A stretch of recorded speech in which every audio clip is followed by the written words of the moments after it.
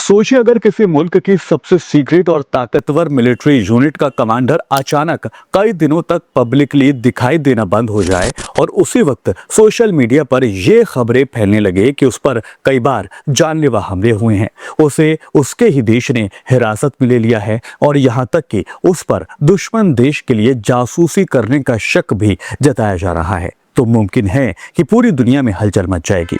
इन दिनों कुछ ऐसा ही मामला ईरान के एक बेहद अहम मिलिट्री ऑफिसर इस्माइल कानी को लेकर चर्चा में है, जिनका नाम पिछले कुछ वक्त से इंटरनेट और सोशल मीडिया पर लगातार ट्रेंड भी कर रहा है, क्योंकि कानी कोई आम मिलिट्री ऑफिसर नहीं है बल्कि ईरान की बेहद प्रभावशाली सैन्य संस्था इस्लामिक रेवोल्यूशनरी गार्ड कॉर्प्स की उस खास यूनिट के चीफ हैं जिसे क्वाड्स फोर्स कहा जाता है। ये वही यूनिट है जो ईरान के बाहर होने वाली कई स्ट्रेटेजिक एक्टिविटीज और प्रॉक्सी नेटवर्क को संभालने के लिए जानी जाती है। इसीलिए जब इस यूनिट के कमांडर को लेकर रहस्यमय खबरें सामने आना शुरू हुई तो उसका असर सिर्फ ईरान तक लिमिटेड नहीं रहता, बल्कि पूरे मिडिल ईस्ट और इंटरनेशनल यानी जियोपॉलिटिक्स में भी उसकी चर्चा खूब होने लगती है। दरअसल दोस्तों, कानी का नाम दुनिया भर में उस वक्त ज्यादा चर्चा में आया था जब साल 2020 में अमेरिका ने बगदाद में एक ड्रोन हमले में ईरान के सबसे मशहूर कमांडर कासिम सुलेमानी को मार गिराया था। उस घटना को उस वक्त मिडिल ईस्ट की राजनीति में एक बड़ा मोड़ माना गया था, क्योंकि सुलेमानी को ईरान की रीजनल स्ट्रेटेजी का एक अहम चेहरा माना जाता था।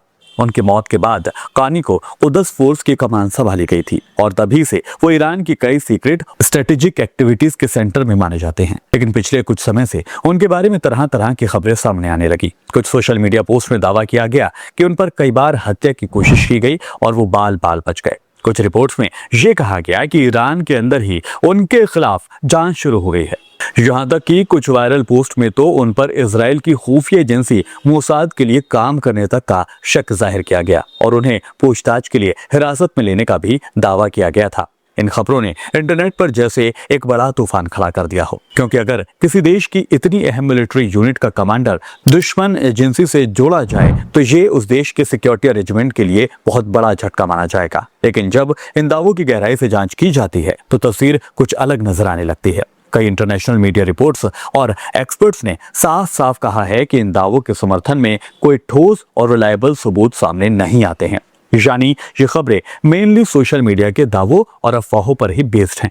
यही वजह है कि कई एक्सपर्ट इसे इंफॉर्मेशन वॉर का हिस्सा भी मान रहे हैं, क्योंकि जब किसी क्षेत्र में तनाव बढ़ता है तो असली लड़ाई के साथ साथ इंफॉर्मेशन की लड़ाई भी शुरू हुई हो जाती है, जिसमें अलग अलग पक्ष एक दूसरे के खिलाफ ऐसी खबरें फैलाने की कोशिश करते हैं जो लोगों की सोच और माहौल को सीधी तरह से मुतासिर करता है।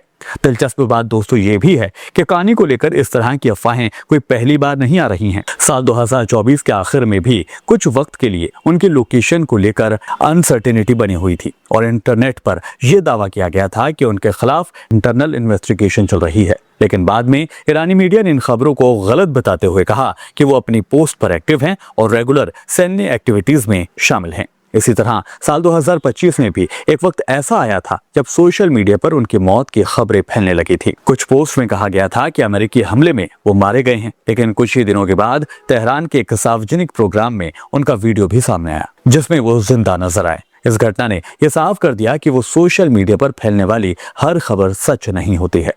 इसी बीच कुछ रिपोर्ट्स में यह भी दावा किया गया है कि अगर अमेरिका और ईरान के बीच तनाव और ज्यादा बढ़ता है तो कानी ईरान की प्रॉक्सी रणनीति में अहम भूमिका अदा कर सकते हैं, क्योंकि माना जाता है कि अफगानिस्तान, इराक, सीरिया, यमन जैसे कई इलाकों में अलग अलग समूहों के साथ उनके मजबूत ताल्लुकात हैं। हालांकि इन दावों की पूरी पुष्टि भी सार्वजनिक रूप से नहीं होती है, लेकिन इतना जरूर माना जाता है कि कुद्स फोर्स का काम ही विदेशी क्षेत्रों में नेटवर्क को बनाना और रणनीतिक सहयोग तैयार करना होता है। इसीलिए इस यूनिट के कमांडर को लेकर मिस्ट्री और प्राइवेसी हमेशा बनी रहती है। यही वजह है कि जब कानी कुछ वक्त के लिए सार्वजनिक तौर से दिखाई नहीं देते तो अटकलें और अफवाहें तेजी से फैलना शुरू हो जाती हैं। फिलहाल मौजूदा जानकारी की बुनियाद पर यह साफ कहा जा सकता है कि उनकी गिरफ्तारी, उनकी मौत या किसी विदेशी एजेंसी से संबंध जैसी खबरों की पुष्टि अभी तक किसी भी ऑथेंटिक सोर्स ने नहीं की है, यानी ये मामला अभी भी अफवाहों और असल जानकारी के बीच उलझा हुआ है। लेकिन इसके बावजूद भी